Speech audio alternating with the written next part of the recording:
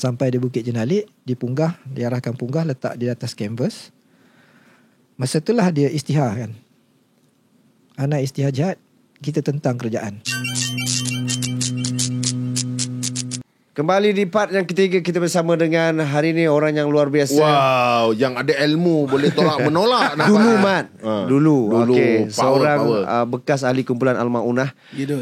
Seorang bekas manduan, 6 tahun 8 bulan, iaitu Abang Khairul Anwar bin Muhammad Arifin. Tapi ini perkongsiannya sangat luar biasa. Sangat. Dan saya dengar bukunya abang tulis ni pun dah banyak terjual, dah nak habis dah. Sebab ini adalah satu cerita yang menggemparkan satu Malaysia. Betul. Kes Al-Maunah ni memang besar gila masa tahun 2000. Boleh Google. Rompak senjata bro. Ya doh. Yes. Dan kena Akta Section 121 tu bukan kecil-kecil tau. Kau buat hal dengan agung tau. Okey, tadi macam hang jebat ni. Derhaka. Tadi dekat part 2 kita stop sampai abang dipanggil balik oleh arwah Amin ke bawah bukit dan nampak Pajero 3 biji. Siapa kata? Adakah tu Yusuf Aslam bawa Pajero tu keras? Shooting ke apa ke? Berwarna apa? Okey, bila sebut Pajero tentera dah tentu warna hijau. Baik. Nak Warna hijau menguatkan betul lagi bang, hijau tentera. punya, dan nombor plate-nya nombor plate Z. Z askar lah. Tentera lah apa lagi kan. Jadi masa tu apa yang ada terlintas pada saya tertanya-tanya, adakah latihan bersama tentera sudah bermula? Sebab nampak tak lama dah bagi tahu dah. Dia sogok awal dah. Dia dah bagi percaya awal lah. Setahun awal tu. Betul. Setahun awal sebelum tu. Jadi saya ingat, adakah sudah bermula? Kenapa tak beritahu awal? Kalau tak nak buat badan lah. Kita dengan tak ada cuti. Abang kerja lain ni masa tu Masa tu kerja lah. Dengan tak ada cuti. Baru dapat kerja pula tu. Alamak. Kerja apa bang time tu bang? Masa tu penganalisis komputer lah. Zaman tu. Budak IT lah. Budak IT. Jadi kata dah lah baru dapat kerja, tak ada cuti ni, sampai bila pula latihan ni kan? Awet dah ada zaman tu. Awet dah ada. Zaman tu nak dekat tunang lah. Alamak, dah ada awet cerita dia ni. Betul kan? Okey. Jadinya tertanya-tanya. Cumanya ketika itu kita hati bertanya-tanya. Tapi nak meluahkan rasa, nak bercerita dengan sahabat-sahabat ni, kita tak berapa nak, Tak sampai. Tak sampai sebab ada satu kaedah di dalam pengajian yang dikatakan rahsia dalam rahsia. Ini macam tarikat tu. Jadi proses ini adalah apabila kita pergi kursus ataupun latihan, jangan banyak tanya. Cantik. Sebab apa tu dia buat tu? Dia kata setiap apa latihan yang diberikan tu, kamu berlatih dulu. Okey. Apa yang dia suruh, apa dia buat. Nanti di hujung latihan baru dia beri kesimpulan. Okey. Sebab apa dia buat macam ni? Jawapan dia macam tu. Saya flashback balik kursus ketika di Bagan Lalang dulu. 3 hari 2 malam kami hanya makan buah-buahan je. Diarahkan makan memang buah-buah. dia bagi buah je. Okey. Nasi tak sentuh. Alamak. Apa air pipe. Tak boleh ambil air mineral. Sebab itu latihan. Masa tu jangan banyak bantah. Masa tu tak boleh bertanya langsung kan tu. Tak boleh. Pagi makan breakfast korma, tengah hari makan tembikai dengan buah tu. Memang 3 hari 2 malam makan buah je. Lembik badan tu. Lembik tak lembik, tapi semangat juga. Semangat. Pasal dah ramai-ramai. Dan akhir tu barulah cerita sebab apa bagi buah. Kenapa? Kalau jadi peperangan sebenar, apa kau nak makan? Kalau kau tak latih diri kau nak jumpa dengan apa makanan yang boleh dimakan. Kalau peperangan sebenar lah, kalau berlaku perang apa semua kan, kita bukan boleh milih makan. Betul. Faham? Apa yang kita jumpa kita akan makan. Ya, itu yang disogok awal tu. Sebab apa? Pancing ayat, rahsia dalam rahsia. Jadi kau buat sekarang, nanti hujung aku beritahu apa rahsia dia biasakan dengan konsep kau jangan tanya apa aku suruh kan. Betul. Okey. So bang, tadi dekat jeep tu, jadi kat situ, jadi kita nak bertanya pun tak berani. Kita nak tanya dengan kawan, nanti kawan kata engkau ni guru dah arahkan, nak ikut je lah. Nak membantah apa? Engkau tak taat kepada guru ke? Kita membayang gitu. Jadi kita senyap. Simpan perasaan tu nak bertanya tu. Dengan harapan nanti dah habis kursus barulah dia explain kan. Kan? Akhirnya dipecahkan kepada ada 29 orang. Sebenarnya lebih, bukan 29. 30 lebih kot orang. Nanti saya cerita kenapa berkurang. Okey. Dia pecah kepada 2 kumpulan. Saya terpilih dalam, dia kata ni bila dia pecah kepada 2 kumpulan. Kumpulan yang ini dia katakan kumpulan projek. Kumpulan projek. Saya termasuk dalam kumpulan projek tu. Bila kata kumpulan projek, tertanya-tanya projek apa pula nak buat malam ni. Kan? Projek apa pula nak buat malam ni. Dan malam-malam orang ngantuk apa semua kan. Pukul berapa, kat pukul 11 ke apa kan. Dikeluarkan satu kotak. Dan dalam kotak tu ada pakaian tentera. Okey, inilah masanya. Dia kata okey, bagi pakaian tentera ni, bagi semua ni kumpulan projek pakai. Dah kena pakai pula. Untuk apa ni? Nak tanya tapi tak boleh nak bertanya. Faham? Pakai pakaian tapi masa tu pakai baju tentera Smart smart lah kita kan. Pakai baju cadet pun dah rasa lain macam. Tak pernah pakai baju tentera pakai. Lepas tu lepas tu dipakaikan pangkat pula tu. Alamak, cantik. Oh, Pangkat ada. apa, bang? Ada pangkat. Masa tu abang pangkat apa? Masa tu saya tak tahu pangkat apa. Saya tengok kenapa ada 2 titik kat atas ni. Oh, lieutenant. Full lieutenant. Bertabik bang. Masuk bersalam, keluar bertabik itu. Jadi masa tu dipakaikan pangkat dan saya dipakaikan MP. 2 titik. MP. Lagi amat-amat dahsyat. MP military police lah. Yeah. Alright. Tangkap polis, tangkap askar. Tangkap askar. Dan diberikan satu folder lah pada saya. Kemudiannya setelah selesai, lagi perasaan membuat nak bertanya nak buat apa ni sebenarnya, nak buat apa. Pangkat dah dapat, baju dah dapat. Latihan macam mana ni? Dah lah latihan bersama dengan tentera, kenapa kita pula nak kena pakai baju tentera? Cantik lah. Kan kalau kita punya bayangkan yang sebelum tu, maknanya latihan dengan tentera, tentu tentera tu yang datang pada kita ajarkan ilmu ketenteraan. Kenapa kita nak kena pakai baju dia kan? Betul. Al-Maunah pakai baju Al-Maunah. Supaya nampaklah perbezaan tu. Cuma bergabung aja. Dah tertanya-tanya tapi nak tanya masing-masing muka nak tanya dia kan, marah aku pula kan. Bertanya-tanya. Akhirnya saya dapat diberikan satu folder. Ini folder. Dia kata okey, tunggu arahan seterusnya je, dia kata. Okey. Kita kan sami'na wa ta'na je lah. Jangan tanya lagi. Jangan tanya lagi. Tunggu. Dengan perut lapar. Maksud lapar lah. Laparnya bila nak makan apa ni. Tepat pukul 12 dipanggil, diarahkan daripada grup yang projek ni tadi, pecah kepada 3 lagi.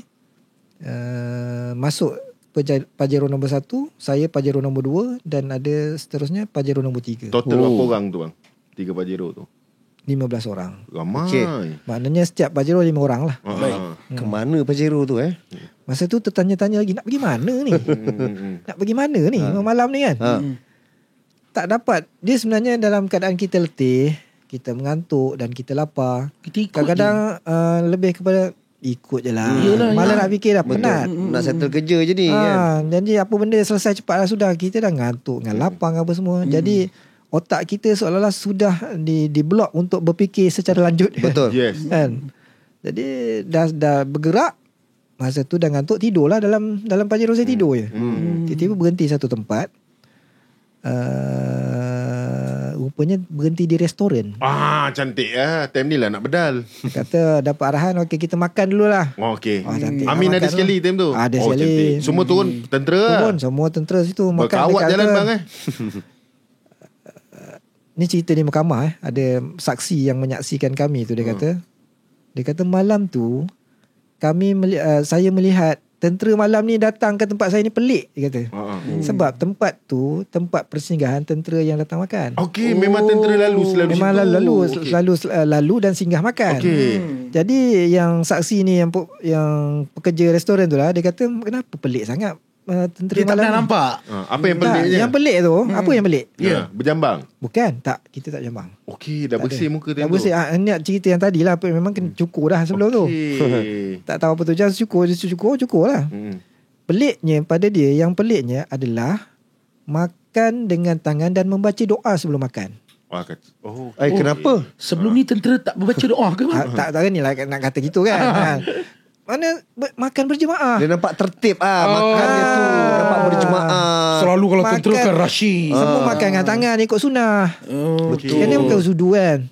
Okey. Alright. Jadi itu yang menjadi Dia orang pelik kedai, lah. orang kedai tu nampak pelik lah askar malam ni dia. Orang kedai tu yang pelik. Tapi itulah amalan askar juga. Makan pakai tangan normal lah.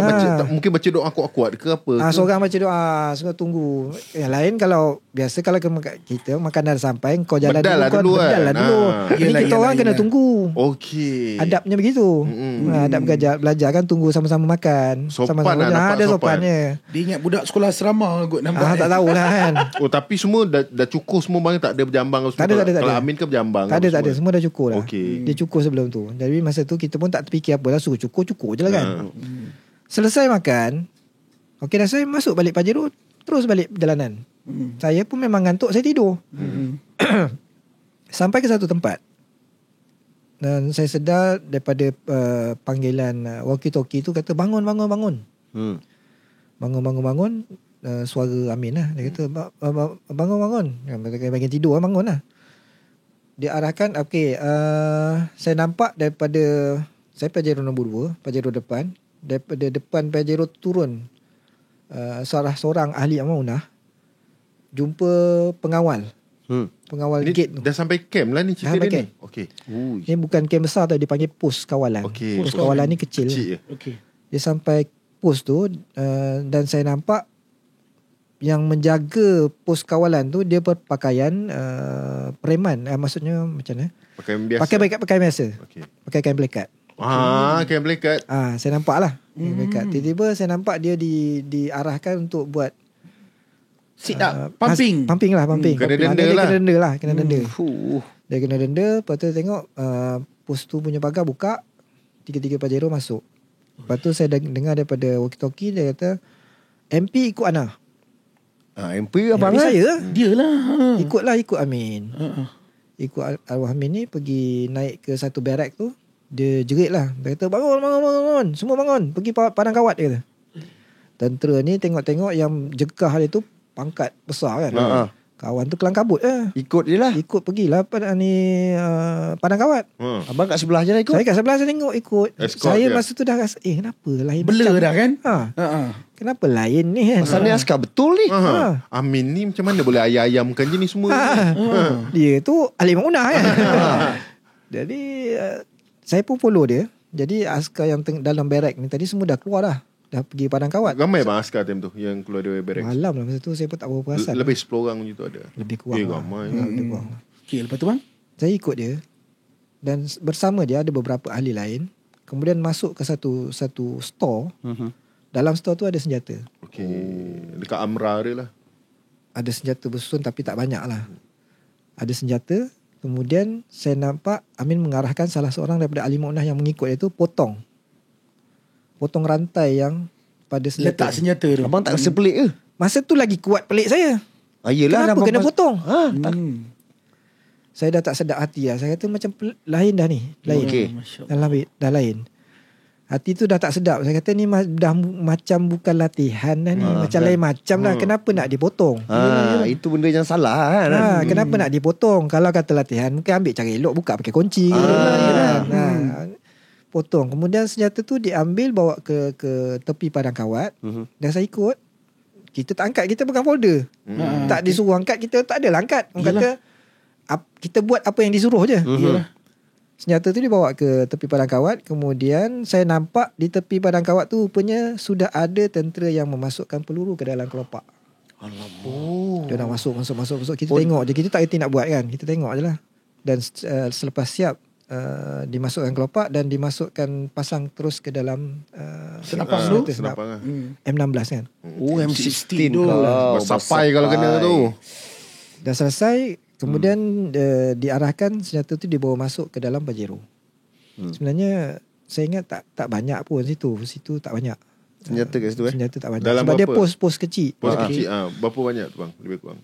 Saya ingat tak sampai 20 kot. Okey lah. Okey, selepas itu dah masuk senjata. Kemudian saya dipanggil MP mari sini. Masa tu dia tengah ada seorang lagi ahli maunah. Dia tak boleh mention lah nama kot. Okey. Ahli maunah dia memberi arahan kepada askar seolah-olah kena denda. Seolah-olah askar tu. maksudnya Amin ni dia memang jalan tegak aja kat situ. Memang orang selut dia. Memang orang cakap ini pangkat besar, ikut arahan dia. Orang percaya ke? saya tak tahu sejarahnya, katanya dia ni bekas tentera sebenarnya. Okey. Sebab tu dia Jadi tahu dah selok-belok. langkah-langkah. Siap boleh denda orang. Sebab dulu Kalau macam saya rasa memang tak reti lah. Sebab dulu mungkin pada ketika itu waktu malam, kau bayangkan kalau kita jadi pelatih-pelatih, kita nampak ada pangkat masuk suruh, kita akan buat. Betul lah. Adakah Gebel lah. Amin ni juga orang yang ada ilmu penunduk ke, ilmu yang boleh bukan santau lah, dia boleh kasih orang dengan cakap pukau. Ada juga bunyi-bunyi mengatakan bahawa dia memukau tentera. Saya tak fikir pukau. Sebab ni satu prosedur ketika itu. Tentera ni kalau melihat ada pegawai, dia orang takut. Betul lah tu. Zaman tu kan. Tapi zaman sekarang mungkin tak lah kot kan. Yalah. So habis kat situ bang, camp pertama tu. Jadi saya dipanggil, Ali Amanah panggil saya, MP mari sini, tolong catatkan nombor sarjan ni, dia kata. Wah. Awak pun ready lah apa benda yang dia catat. Sarjan tu sebut nombor, saya pun catat lah nombor dia. Kemudian dia cakap kepada sarjan, kami akan ambil senjata ni untuk buat pemeriksaan, dan tepat pukul 6 pagi esok kami akan hantar semula. Setelah selesai kami buat dia penilaian lah. apa semualah. Jadi pastikan semua sudah ada di padang kawat ni, berdiri kat sini. Wah. Dia punya yakin dulu lah. Jadi sarjan ni kata, tuan, kami nak sentri apa malam ni, senjata kami semua dah kena ambil. Lepas tu yang Alim Aunan kata, korang sentri dengan batang penyapu. Mak. Dia boleh. Tu sarjan tu diam, tak kata apa. Dia kata, dia pun diam, tak kata apa. Jadi lepas tu kami pun gerak keluar. bawa senapang semua elok. Bawa keluar. Saya dah kata, apa benda ni? Yang saya fikir nak balik nak balik. Oh, dah rasa macam ni rompak ni. Ada tak rasa masa macam tu tak fikir rompak lagi, keliru tau. Apa benda sebenarnya ni? Apa benda sebenarnya ni? Lepas tu balik ingatkan balik. Rupanya pergi singgah lagi satu camp. Camp ni lagi besar. Ada 2 camp kat sana Dol. Dia satu dia pergi kepada pos kawalan. Kemudian yang lagi satu camp 304, camp yang besar lah. Watania lah. Camp Watania. Bila dah sampai, tetap guna trik yang sama? Dah sampai tu saya tengok apa dia deal dengan pos pengawal tu, kita tak tahu. Tapi pengawal tu buka. Dan Pajero saya diarahkan untuk pergi ke Amra ke Amri? Amra tempat simpan senjata. Amri nama orang bang. Oh ya. Sampai tempat senjata, saya pun follow. Alim Aunan ni dia buka dekat pintu tu, dia kata kami daripada Korisik. Kacau, Korisik pula. Korisik nak buat pemeriksaan senjata. Lepas tu kawan tu terkekek, tuan, dia tu buka pintu, dia pun kita mau masuk. Buat cek apa sembang-sembang. Banyak bang senjata dalam tu? Woi, jangan cakap. Banyak gila tu. Memang boleh buat perang. Abang first time tengok senjata sebanyak tu? Itulah first time. Nampak. Jadi saya pergi, saya dah rasa tak sedap. Ni pun benda ni lain macam lah. Saya pun keluar, saya tak tunggu kat dalam. Dia orang deal kat dalam kan. Kita keluar, kita tak nak masuk campur urusan dia orang deal. Saya keluar. Kemudian saya kat luar tu, saya nak pergi luar, nak pergi ke Pajero ni. Tak nak campur lah. Kita dah rasa tak sedap kan. Iyalah. Datanglah satu korporal tentera. Dia jumpa saya, dia tu tabik. Orang tabik kat kita tabik lah balik kan. Kacau. Kata, tuan, kata, awak masuk dalam lah tu. Dia orang tengah deal kat dalam. Dia kata, masuk, kita pun pergi kat tepi Pajero kan. Dan tentera mengangkat senjata, dibawa ke tepi Pajero. Okey. Dan ada beberapa ahli ma'unah yang berada di Pajero, memunggah bawa masuk dalam jeep tadi. Dalam ni lah Pajero lah. Dia orang letak kat tepi, kita orang punggah masuk dalam. Masuk sumbat sampai dah naik, sampai penuh lah. Bang, itu adakah senapang saja ataupun termasuknya bom, termasuknya tembak-tembak bom apa semua? Dia M16 tu yang ada 100 lebih berapa laras. Wow, banyaknya bang. Tadi puluh-puluh je, ratus. Pistol ada? Pistol tak ada. GPMG. GPMG. Yang ni. Bukan. General Purpose Machine Gun. Yang panjang tu. Yang dia punya ni peluru dia bertali tu lah. Peluru macam lipan tu. Ya. AK bang? AK tak ada. Itu senjata apa? AK-47 tu mafia pakai. Kau saja nampak pandai kan. Aku try sebut nama AK-47. Itu Steyr dia. Steyr tak banyak berapa laras je Steyr. Kemudian M203 ni pelancar bom. M203 yang macam Rainbow pakai tu, ada kat bawah kan? Itu kau nak tanya tu. Launcher launcher tu. Itu pun ada. Itu yang kat atas ni dia M16, tapi bawah dia ada rocket launcher. Itu RPG yang kat atas tu RPG. So sumbat dalam 3 jeep ni. Satu jeep je. Senjata untuk satu jeep je. Okey. Satu Pajero. What? Okay.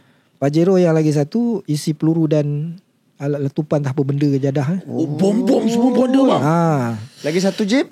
Lagi satu saya tak ingat lagi siapa satu. Tapi bukan senjata lah. Peralatan amunis, apalah istilah dia. So peluru, bom apa semua, Pajero yang lagi satu. Bom pun dia rembat juga bom tangan semua. Bom saya tak ingat. Bom dia panggil granat. Grenade lah bom tangan tu lah grenade tu. Bom tangan ke apa. Yang dia guna untuk pasang kat pada apa ni M203 tu. Untuk launcher. Okey. Alasan sama juga. Alasan tetap nak inspect juga lah. Yes. Okey. Dah penuh tu, sampai tak boleh nak isi. Jadinya yang lebih-lebih tu tinggalkan lah. Mana satu store besar mana muat. Yelah. Setakat mana yang muat je lah kan. Jadi dah ni alasan yang sama, diambil untuk buat pemeriksaan. Setelah selesai akan dipulangkan balik tepat pukul 6 pagi lah. So Amin buat kerja macam biasa tu. Tegak Macam dia biasa. je. Macam biasa. Lama. Jadi kami pun keluar. Saya keluar, lega dah weh.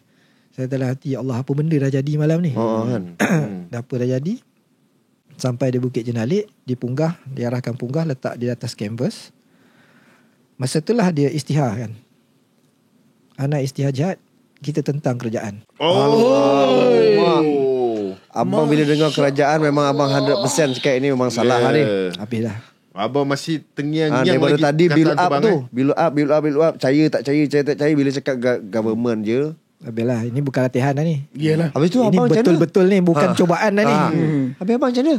Saya fikir saya nak balik. Nak balik. Nak balik. Aku nak balik. Yang lain, bang, yang lain-lain, adakah ada yang lain-lain yang tiba-tiba bila dia cakap okey nak menentang kerajaan, Allahu Akbar, terus betul-betul nak berjihad. Takbir. Ada tak yang macam itu? Tak ada nampak pun. Bang, tak sebenarnya betul-betul clear kat dalam hutan tu semua tu berapa orang sebenarnya ada? Sekejap saya kira.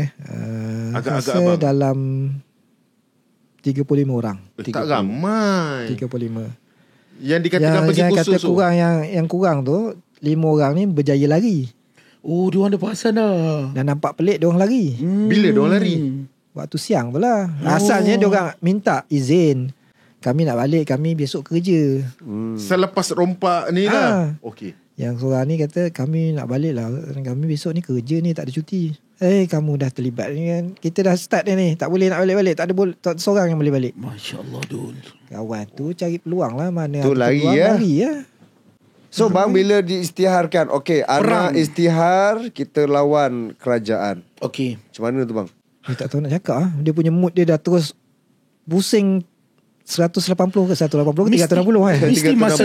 Mesti masa tu totally tiba-tiba jadi senyap seketika kan. Suasana jadi hening sikit lah. Macam mood kita berubah. Dah lah pergi masuk camp tu dah mood dah lain. Ya. Jadi di istihar tu lagi mood berubah. Okey. Dan jadi kita lagi lah, betul ke nak tanya kawan ni. Kita risau dia pula, takut dia orang kuat ke apa. Betul lah. Kata kau nak berpaling tadah kan? Jadi kita saling senyap. Saya lepas ni cerita kita ke depan sikit lah. Lepas kami masuk Sungai Buloh, jumpa balik ni semua. Betul. Kita orang pun rupanya sama-sama macam tu. Nak tanya tapi takut. Semua status ni macam abang juga. Jadi masing-masing takut. Alright.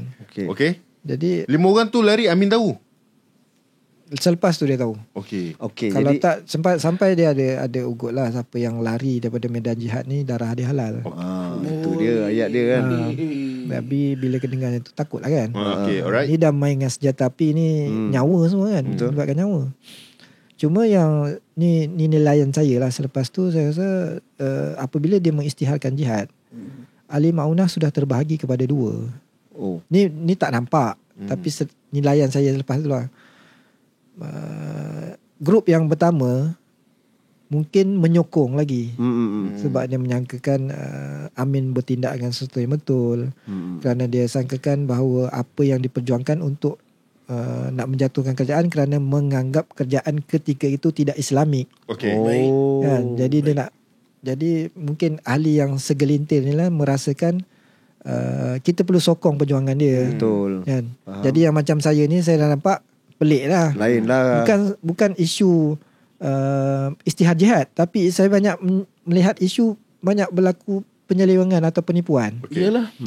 Kata janji lain, dulu dia menanamkan semangat perjuangan kepada kami supaya kami ni menjadi barisan saf-saf depan. Nak mempertahankan negara daripada serangan musuh. Tapi kenapa hari ini kita pula yang menimbulkan kita pula jadi musuh negara pula. Padahal asal kita bersiap untuk mempertahankan negara daripada serangan musuh. Betul. Baik. Tapi ni kita pula jadi musuh negara. Baik. Jadi benda tu yang menyebabkan kita kenapa ni dah jadi macam ni pula. Jadi keliru. Punya bukan saya seorang rasa begitu, ramai yang lain pun rasa macam tu. Jadi yang macam menokong ni pun kita tak salahkan juga pada dia lah. Dia merasa pada ketika itu dia menganggap itu satu perjuangan yang betul kan. Dia rasakan nak menjatuhkan kerajaan yang tidak Islamik ni mungkin pada dia betul lah kan. Tapi banyak benda lah kalau diperhatikan percanggahan syarak, melanggar syarak, kata matlamat tidak menghalalkan cara. Betul. Jadi bila dah berlaku macam tu, saya memikirkan ketika itu macam mana nak balik. Abang ada niat nak lagi tak? Mesti ada, tapi terfikirkan darah halal lu. Kawan dia perhati je darah kau halal ni kat aku ni. Nak fikir balik ni dia macam tak ada ruang yang saya boleh lari balik. Tak nampak ruang tu. Okey.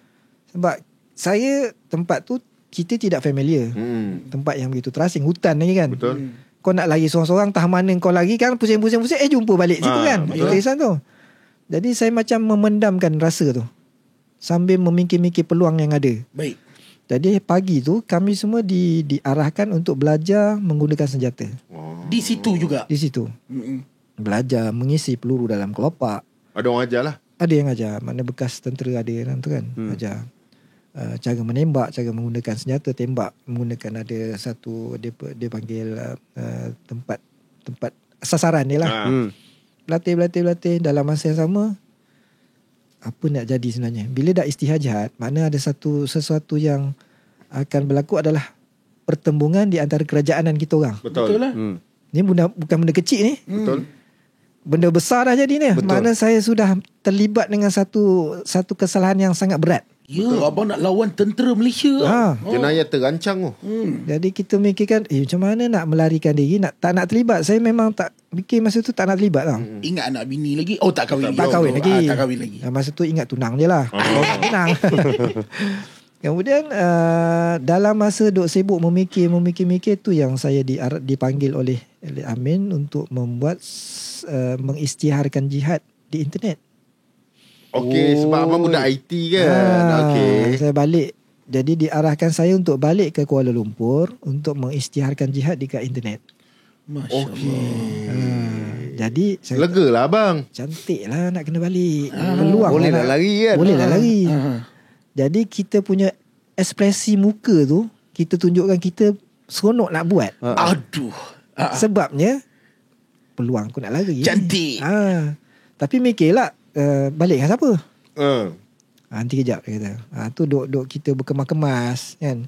Tadi pakai baju celoring tak buka lagi, terus buka lah. Pakai baju biasa pula kan. Lepas tu dia panggil balik. Okey, hantar balik dengan ada 2 orang lagi untuk letupkan Carlsberg dengan Guinness Stout. Ni kat kilang sini PJ bro. Kilang kat PJ tu. Tepi jalan tu kan. Ya dol. Jenis tu. Dekat jambatan Sunway. Okey. Jadi okeylah balik. Okay, dia kata arah balik bertiga. Jadi balik bertiga tu kami membawa bersama-sama kami senjata. Dan 6 butir peluru, bukan peluru, 6 butir bom granat. Alamak. Masa tu tak ada Roblox ke? Siapa yang tak ada Roblox?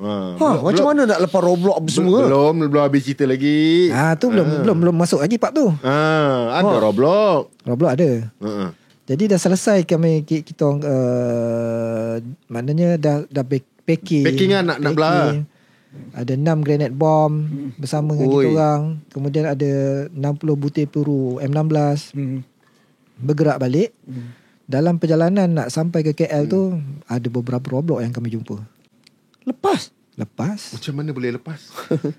Ada bacaan apa-apa ke? Memang ada baca pun. Ada baca, okey. Ada baca, tapi tak tahulah sebab lepas tu kerana baca ke ataupun sebab mereka tak syak kita. Abang baca Sumombok Mom ke bukan? Sumombok Mom. Sumombok lain, tu ayat lain. Tu untuk anjing. Maksudnya dan Roblox masa tu kecoh agaknya pasal kes tu jugalah. Kes kehilangan dah kecoh dah time tu dah. Sebab tu maksudnya Roblox di mana-mana tapi lepas. Dia tak syak. Naik kereta apa time tu bang? Iswara. Suara. Muka tiga-tiga relax, buat link clear je. Muka bodoh je semua. Dekat dalam bonet. Tapi muka macam ni, mana orang nak syak kan? Betul lah tu. Polis ada tanya tak, nak ke mana ni? Kalau Daripada muka mana macam ni ada syak. Oh, Syak amat dia. dahsyat. Tak lepas. Jadi dia tak tanya apa. Dia tengok jalan. Okey. Okay, so Sampailah KL. Okey. Dahsyat. Sampai KL, sampai depan kilang tu, nak tembak ni. Hmm. Tak function alat tu. Oh, dah sampai dah kat kilang tu. Dah sampai tepi highway. Senjata jenis apa tu? M203 tu tadi dia. Dah sampai tu. dah sampai Federal Highway dah time tu. Sebab aku lalu hari-hari memang aku lalu situ nak IKL Ya, daripada nampak Shah Alam. Jadi abang berhenti yang betul-betul kat belah sana lah. Yang menghadap kilang tu lah. Menghadap Yang kilang tu. menghadap lah. Mana kita kan highway tu kan ada satu kata laluan kecemasan tu kan. Betul. Berhenti kereta situ, pasang hazard light. Okey. Konon rosak lah apa. Lepas tu yang belakang buka tingkap. Okey. Nak tala lah. Tala tak function. Tak function pula. Sebab Saya tak tahulah apa. Kita bukan pandai sangat kan. Dia kata benda tu tak berapa rapat ke macam mana. Tak boleh nak rapat. Dia tak boleh nak petik. ke kilang tu peninding dia kuat sangat. Allahuakbar. Jadi bila tak function, saya kata dah lah tak payah buat lah. Balik je lah. Senjata ni pulangkan balik lah. Abang cantik lah Wisha suruh balik dulu lah. Balik lah. Jadi balik rupanya balik tu. Balik Meru balik ni. ke pejabat. Meru lah. Mana? Saya balik, ingat dah tak buat. Rupanya senjata tu repair. La ilah. ada pula yang rajin nak repair. Repair elok Pandai pula. Aduh. Elok pula. Elok. Aduh. Dah nak pergi buat balik. Kacau. Jadi bila nak pergi buat balik, Allah kata nak buat pula. Kata, lepas tu saya bagi alasan macam ni. Saya ni ada kerja yang tak selesai lagi. Baik. Kerja nak mengisytiharkan jihad. IT lah. Tak selesai lagi, saya tak buat. Jadi kita pecah dua lah. Cantik. Yang ni orang ni pergi buat, saya naik kereta lain lah. Konon ikut juga, tapi tak ikut pun. Rupanya dia orang tembak ke Kasperg, berjaya, meletup ke kena jana kuasa kilang. Jadi blackout. Maknanya tak tepat ke kilang tapi ke jana kuasa. Jadi blackout lah, kilang tu blackout. Okey. Kemudian dia pergi ke Genistout, tembak Genistout, tak meletup. Peluru tu pergi tapi tak meletup. Tak sampai. Ui. Lepas tu dapat arahan seterusnya pergi tembak di Kuil Batu Cave. Kuil Batu Cave. Kan ramai orang tu bang. Masa tu dah pukul 1 pagi. Okey, selamat lah. Tapi cerita tu saya tahu selepas saya di penjara. Di soal siasat. Okey. Jadi perjalanan, sebab kita dah berpisah kan. Saya Saya tak tahu cerita detail. Rupanya dia orang tembak ke Batu Cave tu. Pertamanya alhamdulillah mujur tak ada orang. Ya. Dia tembak juga. Tembak. Kemudian yang keduanya kena tandas. Tembak rambang kan ni? Dia dua das je. Dia 2 biji. Ada 6 biji. Okey. 2 biji kat Kasperg, 2 biji dekat Genistout dan 2 biji ke Kuil. Tembak tu kena tandas. Jadi tak ada apa-apa lah. Kebetulan malam tu memang dah pukul 1 pagi. Yelah, tak ada seorang orang kan. Tak ada perayaan apa-apa. Masa tu abang ke mana? Tadi kan IT tadi Dul. Yelah, masa dia katakan dia Okey. kata nak follow sekali. Tapi Lepas abang tu saya naik dengan kereta yang kawan ni. Saya kata tolong hantar saya ke Bangi. okey. Balik rumah. Abang balik lah. Saya tak balik rumah. Dia tak berani dah. Saya tahu ni kes ni dah jadi besar. Okey. Saya kata tolong hantar aku kawan saya di Bangi. Okey. Jadi dia Hantar hantar. budak tu hantar Tolong hantar. Yang kawan ni dia pun ahli maunah. Dia tak ikut sekali. Kebetulan dia ada di pejabat. Okey. Sampai-sampai pejabat saya cerita dengan dia apa yang berlaku. Dia macam tercengang. Ui. Tak sangka. Dia jauh dah Dia ni. macam nak kata, dia macam terkejut lah. Ya. Saya cerita ni dah berlaku begini. Dia macam betul ke? Kan? Jadi dia pun tak banyak sembang kan dia. Dia macam Terkejut. terpana dengan apa yang berlaku. Abang dah takut. Dia dah takut. Dan masing-masing takut, masing-masing diam je lah. Tak boleh cakap kan. Tengok orang kata nak apa nasib kita lepas ni kita tak tahu kan. Saya minta dia hantar ke rumah kawan saya dan saya Ada roadblock tak? Daripada Kelang nak kata ke tak ada. Okey, tak Sebab ada. peristiwa kan berlaku di Perak. Mana tahu dekat Kat KL luar nanti tak ada juga. kan. Luar tak ada. Jangan detail sangat, Mat. Okey. Kali sepanjang peristiwa di Bukit Jenalik, saya berada di luar bersama dengan kawan saya. Okey. Dan sambil mengikuti perkembangan dekat Bukit Jenalik lah. Tengok kat TV lah zaman tu. Jadi besok khabar. Sampai kat dekat, saya ikut kawan saya ni, dia kerja repair komputer. Okey. Jadi kita ikut dia pergi repair komputer rumah customer dia. Customer dia buka TV, Dahsyat kumpulan ni, boleh masuk gini. Padahal kita kat sebelah ni dengar. Awak cakap pasal kita ni. Uish, macam dalam cerita orang putih lah. Abang bebas lagi berapa hari bang daripada abang balik daripada Jenalik tu. Abang boleh start pergi kerja lagi apa semua. Berapa hari tu bang? Saya balik tu hari Ahad. Okay. Saya serah diri hari Jumaat. Okay, bermakna dalam 4-5 hari. Yang kes diorang settle semua ni hari Khamis. Muka serah abang, diri semua. Muka abang tak masuk TV Tak time ada. tu?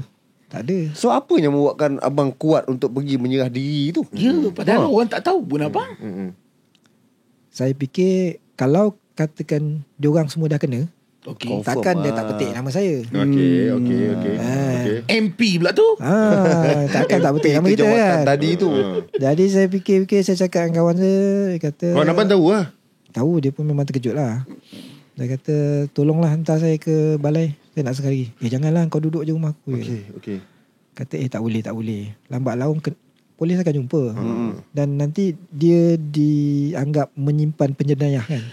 Okey bang, tapi ini dah habis lah bang kan. Saja nak tanya abang, sejujurnya ketika itu abang ada terasa macam, aku nak jauh pergi Thailand lah ni. Aku nak kena gerak lah ni. Nak lari jauh sikit. Ada fikir nak lari, tapi saya merasakan kemungkinan tu tak mungkin lah. Sebab pertamanya baru dapat kerja, gaji pun tak masuk lagi. Nak duit mana? Nak lari Thailand, nak pakai duit mana? Tak bang, tapi mengikut cerita lari Thailand. bukan polis ambush rumah ni ke, rumah parent abang ke? Yalah, masa tu hari Jumaat ke Khamis tu. Saya balik sekejap tu, tujuannya saya nak ambil, kita dah fikir kita mesti polis akan Cari. Balik tu tujuannya nak ambil barang-barang berkaitan dengan Mak Unah. Nak buang Hapuskan bukti tu. Balik rumah dah bersepah. Lagi tambah ngeri kan.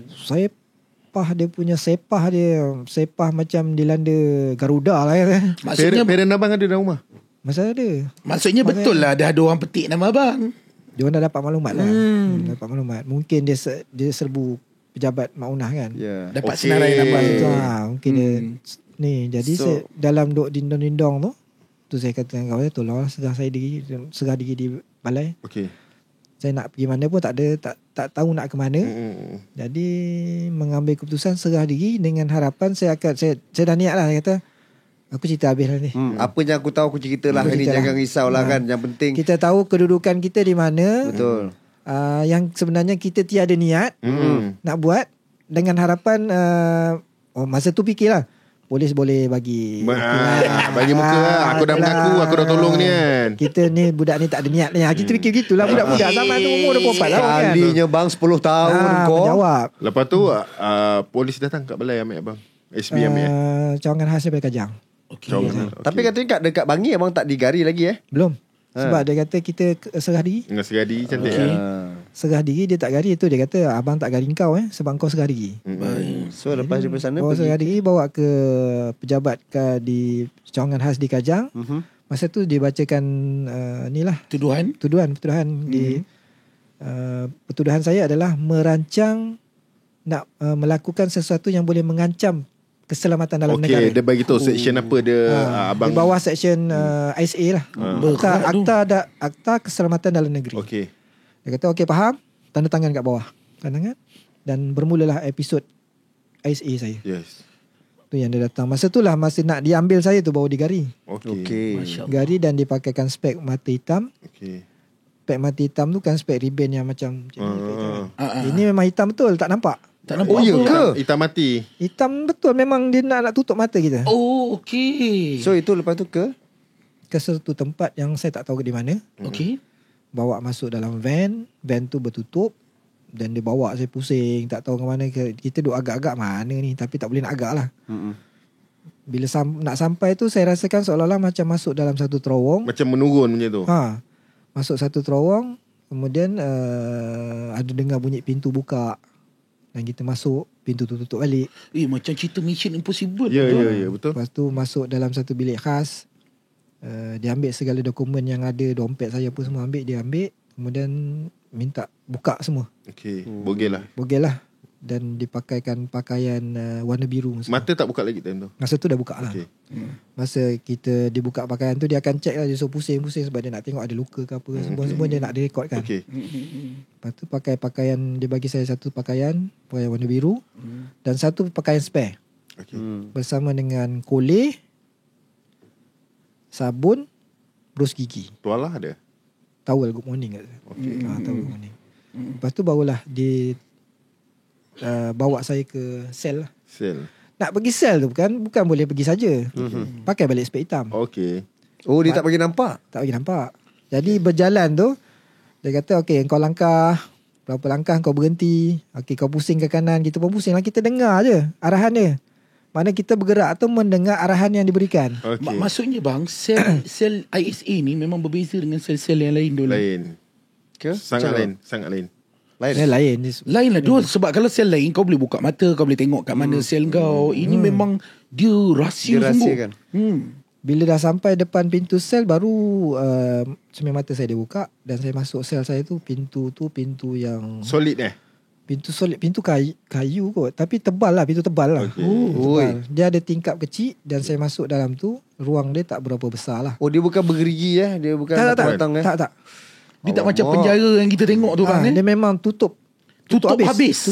Ada satu ruang kecil saja. Ruang kecil tu tingkap untuk diulur makanan. Tak ada apa-apa belakang tu, tak ada apa-apa ruang untuk nafas. Yang ada saya perasan dekat belah belakang tu ada satu blower angin. Untuk peredaran udara lah. Kalau tak mati. Seorang je lah bang dalam tu. Dalam tu seorang. Toilet ada bang? Dalam tu ada pangkin kiri kanan, pangkin kayu untuk kita macam duduk, katil baring lah. Baring katil.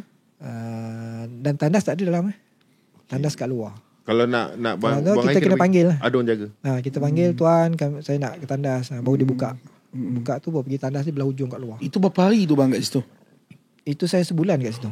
Itu apakah sel tu maksudnya? Kalau ada satu untuk kita lebih faham. Sel ISA ISA. Ada pemantauan khas ke atau macam mana? Tak ada. Ni masa ni dalam dia masih polis pegang lagi tahanan ISA. Maksudnya tadi kau perasan tak tadi dia nak bawa tahanan ni ke ISA pun tempat tu tak dibocorkan di mana. Dia banyak sel di dalam Malaysia ni, banyak jenis. Macam sel aku masuk itu sel biasa, kau nampak kiri kanan. Sel. Lepas tu ada sel SB pula. SB ni lebih kurang macam abang cerita. Dia tak ada apa. Yang paling best diorang boleh bela apa ni cecak pula nyamuk kat dalam tu. Dia memang psycho, kasih gelap betul kat dalam tu. Gelap tak dalam tu? Itu ada tempat lock up SB dekat Ipoh saya kena tu. Kena juga abang. Lock up SB kena juga. Apa beza dia lock up SB dengan lock up SA abang tengok? SA selesa sikit. Oh ya ke? SB ni teruk sikit. Oh, banyak proses dia, banyak tempat dia. Sebab di SA ni tempat saya di soal siasat. Kalau abang boleh compilekan bang secara ringkas, abang ke SA sebulan dan daripada situ sebenarnya dalam tempoh nak nunggu habis sebulan tu saya dipanggil, dibawa keluar untuk dibawa ke Ipoh, proses kawat cam. Cam lagi. Kawat cam. Proses kawat cam ni nanti adalah saksi-saksi yang ada di camp tengok cam kita, tapi alhamdulillah saya tak dicam oleh mereka. Negatif lah. Tak perasan padahal dia yang ambil nombor tu. Tuliskan nombor ni. Negatif lah bang punya. Dia tak cam saya. Jadi proses bawa ke Ipoh tu yang saya merasa duduk pertama duduk lock up polis. Lock up biasa jaring-jaring. Lepas tu malam kedua saya duduk lock up SB. Itu yang paling teruk. Gelap. Lock up SB ya bang. Ya Allah Tuhanku. Ya bang. Kenapa bang? Sungguh menginsafkan. Kenapa bang? Boleh abang gambarkan? Okey, saya masuk tu waktu siang lagi tau. Belum malam. Masuk tiba je waktu maghrib. Saya dikerumuni oleh ratusan nyamuk. Masya Allah. Ya Allah Tuhanku. Dia memang ada nyamuk dalam tu. Dia biarkan ada nyamuk. Saya macam dibela kot. Bela. Oh ya ke? Oh mandi. Tu penuh nyamuk satu badan bang. Dalam tu dah lah tak ada dia toiletnya. Toilet ada dalam. Ada dalam. Kemudian tempat saya baring tu dia macam pangkin tapi bukan kayu, simen lah untuk tempat kita baring. Tapi situ berabuk dengan kotornya apa semua kan. Jadi kita nak baring, kita kena bersihkan juga. Betul. Jadi saya nak cari kain, memang tak ada. Ini cerita macam aib lah juga. Habisnya saya ambil apa? Kelakar sikit. Apa? Seluar dalam saya buat lalap. Yelah. Tak ada apa kan. Benda kat dalam tak pakai seluar dalam. Okey. Sama juga bang. Saya kat dalam lokap. Kita lepas ambil semayang kan basah. Kita semayang apa semua. Lepas tu nak baring, saya pakai saya punya baju je lap. Okey, ni kepada anda semua penonton ni, jangan cakap kita ni nak nak buka aib ke ataupun nak cerita pasal rahsia PDRM ke, tak. Kepada kongsi. Anda semua kita nak kongsi ni supaya anda jangan buat jenayah yang macam ni. Jangan masuk lokal SB tu. Memang akan ada nyamuk. Betul. Memang gelap semua bang kan. Sebab tu cara abang nak cerita tadi pun astagfirullah. Betul. Sebab tu lah ni cerita benda-benda jenayah ni bukan satu benda yang biasa-biasa. Bukan nak bangga diri ke apa, bukan. Sebab nanti bila sampai ke situasi tu, kita pun tak boleh terbayangkan betapa seksanya kat dalam tu. Betul. Ni pengajaran tau, bukan nak buka aib. Nanti janganlah komen kat bawah tu, alas, janganlah bagi tu rahsia SB semua. Bukan. Biar korang berfikir kat dalam kepala otak korang, aku tak nak buat. Ya Allah, lokap pun aku tak boleh tahan ni. Masa tu mesti abang dah bertobat sungguh bang. Nyamuk tu dia punya banyak. Saya tak nak tidur tak boleh lah. Jadi apa yang saya buat, saya kata baju ni, masa tu pakai baju Raihan dulu zaman Raihan kan. Baju Raihan. Saya buka zip, bukan zip lah, butang tu saya serkup kepala, saya tutup kepala. Kaki ni saya buka. Kau hisap kat kaki lah, jangan kacau kat kepala. Aku nak tidur. Sampai tahap macam tu bang. Bising. Mana boleh nak tidur. Jadi saya baju ni saya sekop macam tu. Jadi kuranglah sikit bunyi. Jadi kau nak gigit, biarlah gigit kat kaki. Memang tengok kaki tu tak nampak kulit. Nampak dia saja. Nampak dia. Ya jadi Allah, abang tidur dalam keadaan gatal dulu lah. Tak ada, dia ngantuk, dia lantak lah. Lokal SB berapa hari? Berapa lama? Itu 1 malam je saya. Abang kena 1 malam je? Tu saya kata nak balik SA lah. SA punya sale lagi best. Kemudian habis nanti sebelum saya masuk tu, nak ceritakan betapa banyaknya nyamuk. Ada salah seorang daripada rakan kami bunuh nyamuk, tepuk. Dan dah tak ada kerja kan, duduk lama. Dia kumpul dekat 700 ekor. Wah, nak tunjuk banyak. Dan dinding lokal SB tu penuh dengan calitan-calitan darah nyamuk. Jadi ni pengajaran lah, janganlah buat jahat. Betul. Nanti nyamuk kita tak akan sanggup nak menghadapi benda tu. Kemudian selepas selesai mahkamah apa semua, jatuh hukum 10 tahun, tapi selepas tolak tambah apa semua, cuti 6 tahun 8 bulan. Ya. Kita nak cerita sebenarnya, kalau ikutkan nak cerita panjang dekat penjara 6 tahun 8 bulan pun banyak cerita dia kan. Betul. Tapi adakah abang ada menulis dalam buku-buku ke cerita itu? Buku ni bukan setakat saya mengkisahkan tentang kejadian Al-Maunah, dan juga saya rakamkan dalam buku saya ni perjalanan saya duduk dalam penjara. Alright. Nak dengar cerita penjara dia dalam ni lah. Kena dalam ni. Cuma satu saya nak tanya abang. Abang kata abang dah nak bertunang. Adakah abang putus tunang time tu? Masa masuk. Cerita ni sedih sikit ni. Tak apa. Saya nak bagi pengajaran kat budak-budak muda sekarang ni, buat salah apa semua, bila terputus hubungan macam ni, cerita. Sebab saya rasa abang tak pernah cerita pasal ni di mana-mana podcast. Cuba abang cerita sikit. Sebenarnya sebelum kejadian Bukit Jenalik tu, saya dah cakap dengan mak saya, mak, hujung tahun ni nak bertunang lah mak. Kau dah ada calon ke? Ada. Dah duit dah cukup ke? Duit belum dah cukup. Nanti kumpul lah, saya cakap kan. Okay, plan. Siapa calonnya? Okey lah, cerita gini. Okey lah. Nak ditakdirkan hari sebelum saya ke Bukit Jenalik, tunang saya ni dia mengaji kat Jordan. Dia bawa balik kan. Bawa balik.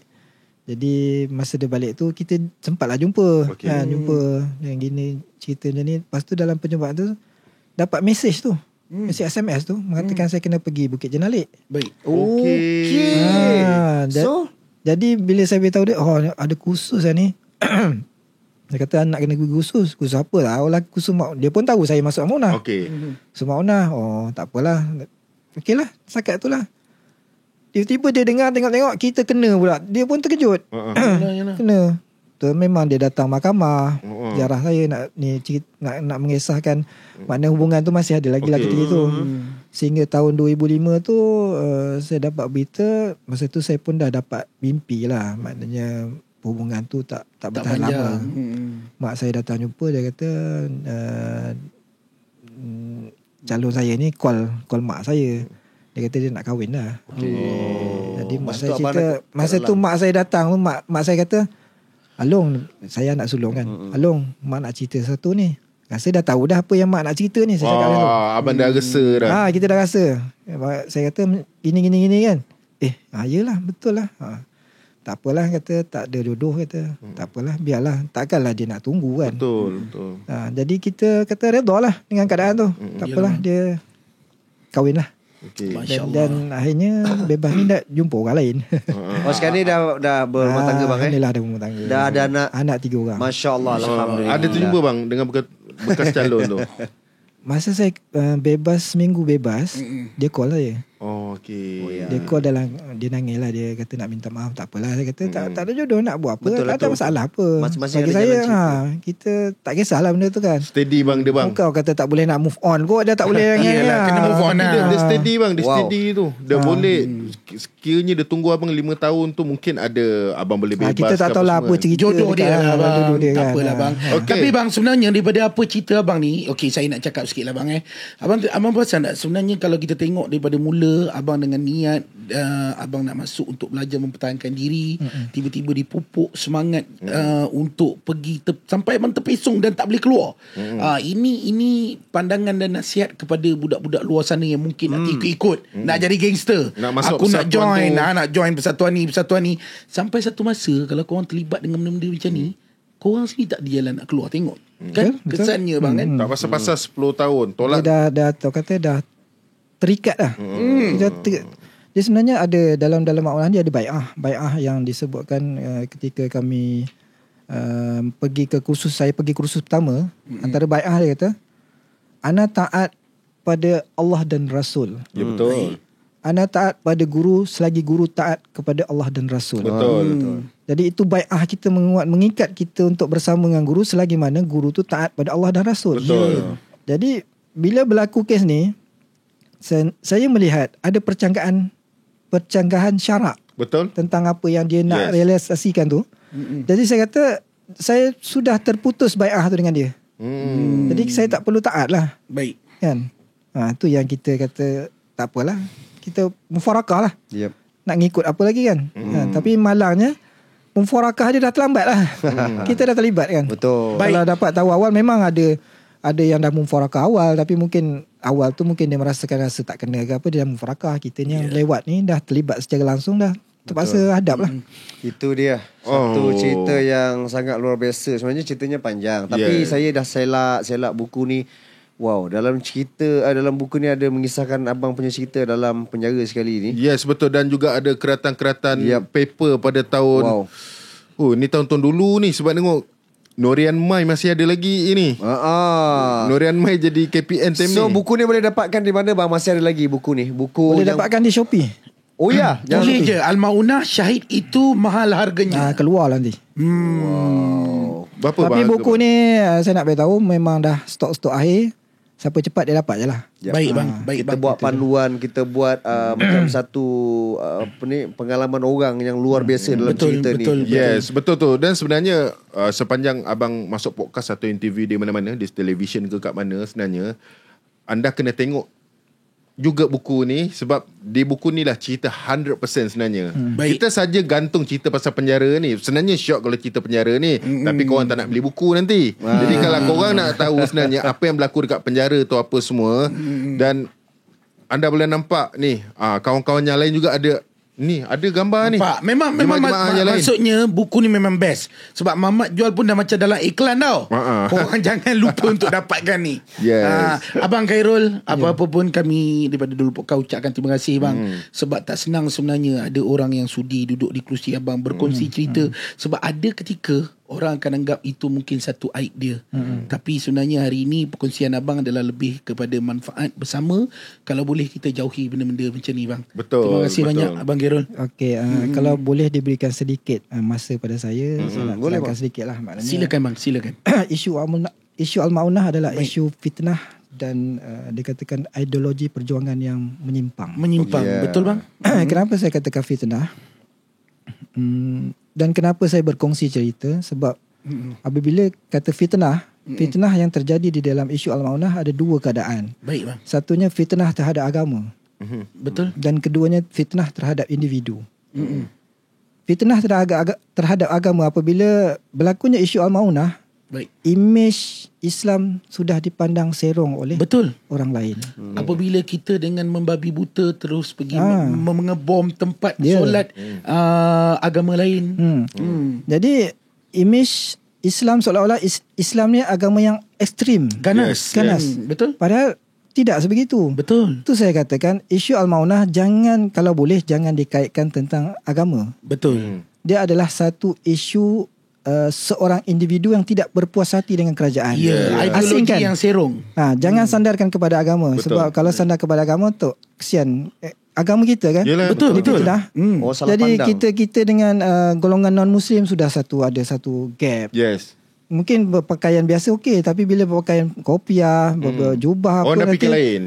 non-Muslim menganggap Sebenarnya ini telah berlaku di luar Malaysia. Jadi saya nak beritahu betapa pentingnya menerangkan perkara ini supaya tidak dianggap begitulah, ni satu fitnah. Baik bang, sangat baik.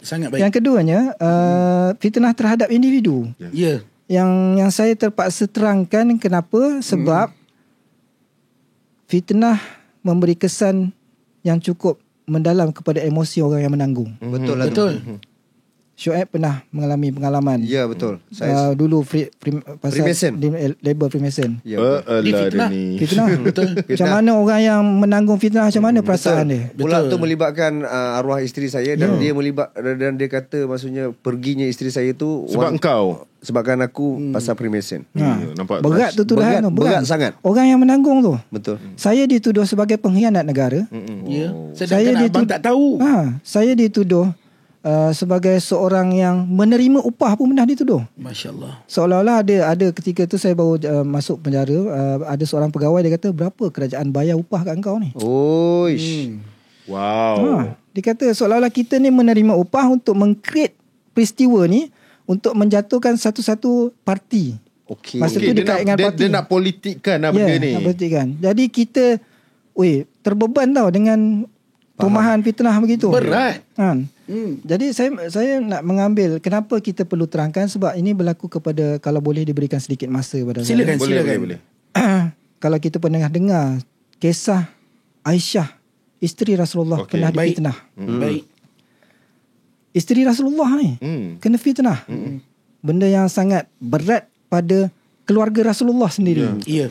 Kalau pernah dengar lah kisahnya, ketika itu Rasulullah baru balik daripada satu peperangan, rombongan dia.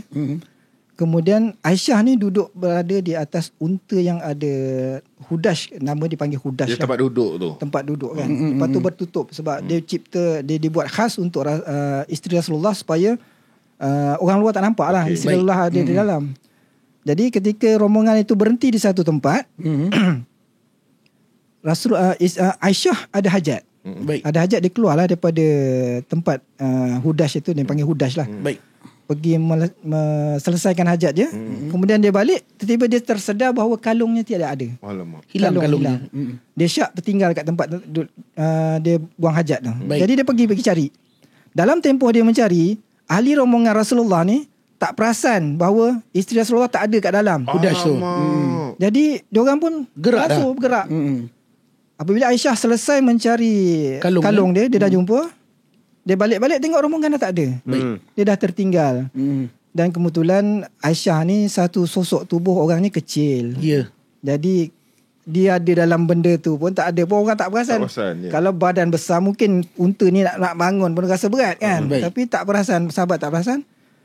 Akhirnya Aisyah mengambil keputusan untuk tunggu. Dia bungkus badan dia, tunggu. Dengan harapan kot-kot rombongan baru perasan dia nak patah balik. Nak jadikan cerita, rupanya ada sahabat di belakang yang lambat sedikit. Tujuan sahabat ni untuk menjaga apa-apa ni lah. Dia ditugaskan di belakang.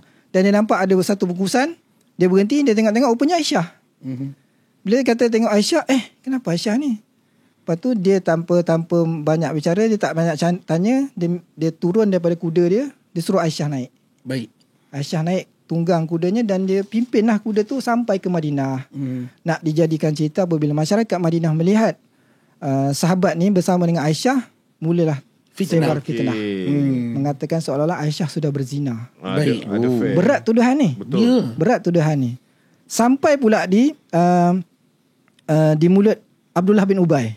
Lagilah Abdullah bin Ubay mengambil kisah ni, mengapi-apikan lagi, menghidupkan lagi fitnah ni. Baik. Akhirnya nak pendekkan cerita sehingga Rasulullah terkesan. Rasulullah tidak melayan seperti biasa Aisyah. Mula-mula Aisyah tak perasan sebab Aisyah tak tahu tau. Maksudnya Rasulullah pun terkesan Terkesan. Aisyah tak perasan sebabnya pada sampai-sampai tu Aisyah tak berapa sihat. Jadi dia di rumah. Dia tak perasan, dia tengok Rasulullah datang jumpa, kenapa tidak melayani ni seperti biasa. Kan? Dia hairan lah kenapa Rasulullah macam ni. Akhirnya pendekkan cerita, Aisyah tahu cerita tu. Rupanya dia difitnah. Dia berzina dengan sahabat ni. Dan dia tahu sampai kat rumah, dia balik rumah mak dia, pingsan Aisyah bila dengar cerita. Rasulullah, sehingga Rasulullah terpaksa bertanya kepada sahabat-sahabat, tanya pendapat, nak buat macam mana ni tuduhan. Kesan dia ada sahabat-sahabat yang percaya. Allah Akbar. Ada sahabat yang percaya bahawa Aisyah ni memang berzina. Fitnah. Fitnah tu berat, fitnah ni. Aisyah dia memang dah, dia punya down dia, dengar tu dia memang down habis lah. Kemudian sehingga Rasulullah tanya sahabat nak buat macam mana. Sehingga kan Ali beri cadangan, wahai Rasulullah, ramai lagi perempuan lain. Seolah-olah nak lepaskanlah Aisyah tu. Wow, tak apa. Sahabat rapat berat tu. Berat. Kisah ni tak pernah dengar. Hadis apa ni Ustaz? Memang hadis Rasulullah. Kisah ni kisah Rasulullah. Jadi Rasulullah tanya sahabat macam mana. Rasulullah tanya sendiri pada Zainab, isteri Rasulullah yang satu. Apa pendapat engkau tentang kisah Aisyah ni? Zainab kata, aku tidak percayakan tuduhan itu. Sahabat dia yang rapat dengan Rasulullah pun cakap macam tu. Aku tak percaya tuduhan tu. Dan nak kata yang aku kenal Aisyah ni seorang yang baik. Seorang yang baik. Akhirnya Rasulullah, kesan tau. Orang yang pernah kena fitnah memang tahulah tanggungan kesan. Ini Rasulullah. Rasulullah dia difitnah, isteri dia difitnah. Masya-Allah. Jadi akhirnya Allah nak membersihkan Aisyah dengan turunnya ayat Quran surah An-Nur ayat 11 hingga 19. Baik. Untuk membersihkan imej Aisyah. Masya-Allah. Jadi daripada kisah ini saya kata, tindakan Syuaib dulu buat press conference kan untuk nak menjelaskan, itu salah satu cara nak bersihkan diri. Sebab kita tak nak terbeban dengan fitnah tu. Jadi sedangkan Aisyah isteri Rasulullah pun Allah sendiri yang membersihkan nama dia. Jadi kita sendiri ni orang biasa-biasa, takkan Allah nak bersihkan. Jadi usaha kita apa? Dengan membuat buku. Betul. Dengan berkongsi. Betulkah pandangan orang pada kita? Persepsi orang yang menganggap kita macam ni. Ada yang katakan Mak Onah ni semua mati je elok. Jenayah ni. Ada tak anggota Mak Onah selain daripada Ustaz, abang yang pergi mana-mana podcast ke atau interview? Ada tak? Ada, setakat ni saya seorang. Setakat ini. Okey. Jadi itulah lebih kurang lah. Terima kasih. Nak menceritakan tentang kenapa saya berkongsi. Faham Abang Khairul. Maksudnya sebab nak menjelaskan. Yelah, selama ni tanggapan orang tu Abang Khairul berat nak hadap tu. InsyaAllah Abang Khairul, apa yang Abang Khairul buat ni, sekiranya ini adalah salah satu cara dia, InsyaAllah Allah permudahkan Abang Khairul. Yes, betul tu. Abang Khairul kalau ada lagi ilmu tolak menolak tu, kalau ada sikit ajar kita Abang Nak Khairul. juga kadang-kadang diorang datang saya macam menolak. Kita buat kelas khas. Setakat ini yang Syuib tolak bila dia dengar payment kecil je. Dia tolak. Saya akan tolak gitu, terpelanting dia kan. Lagi satu bang, yang mana ilmu-ilmu untuk kasih handsome yang macam dalam penjara pakcik tu minta tu, ulu-ulu lah sikit. Ada ilmu pemanis. Bagi nampak handsome. Kau kena baca dalam buku ni. Aku beli ni. Okay guys, so itulah cerita untuk minggu ini. Untuk episod ni. Satu cerita yang kita ambil angle dia lain betul. Sebab selalu kita bawa selebriti, kita bawa influencer, mungkin beri inspirasi. Tapi kali ini kisah ini adalah sangat memberi inspirasi. Betul. Kisah yang berlaku di true event pada 2 Julai tahun 2000. Al-Ma'unah menggemparkan Malaysia. Hari ini kita dah mendengar dah penjelasan yang rasanya lebih detail daripada Abang Khairul menyatakan ini kejadian ni. Yelah, kadang-kadang dia tak merancang pun. Dia macam kalau kita lah, macam filem aku dia berada di waktu salah, di tempat yang salah. Betul. Aku filem aku dengan dia ni, Amir Omar pergi ke laut. Saya ada satu filem dengan dia. Sama juga kes dia. Kononnya nak nampakkan diri ni best. Kononnya gangster. Masuk geng ni bayar RM3 je, nak keluar bayar RM30,000.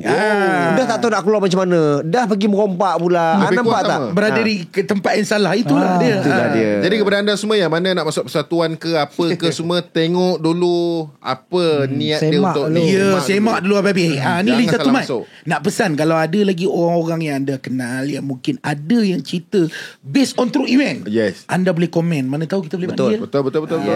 Komen. Lepas tu jangan lupalah terus support lagi kita punya Dul Podcast ni. Boleh terus subscribe di Syuaib Channel, komen, like and share. Hope harap-harap ada minggu ataupun episod yang kita boleh trending lah. Dan terima kasih untuk dapatkan baju pula, buku Al-Maunah Syahid itu mahal harganya daripada Abang Khairul kita.